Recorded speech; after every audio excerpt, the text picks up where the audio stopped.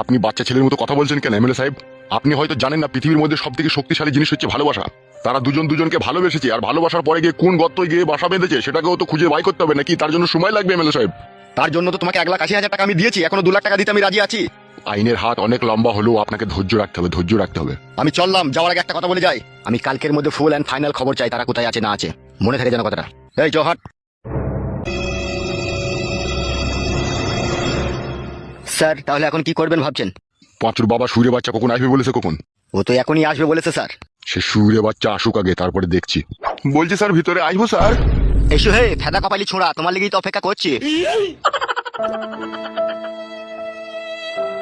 Sir আপনি আমাকে ডাকতে গিয়েছিলেন, বলেন কি বলবেন? তোর ছেলের খবর পেয়েছিস? না স্যার, এখনো তার কোনো খবর পাইনি। ইয়ার কি মারছি নাকি আমার সামনে? স্যার মাথায় হাত দিয়ে বলছি স্যার, এখনো তার আমি কোনো খোঁজ খবর পাইনি।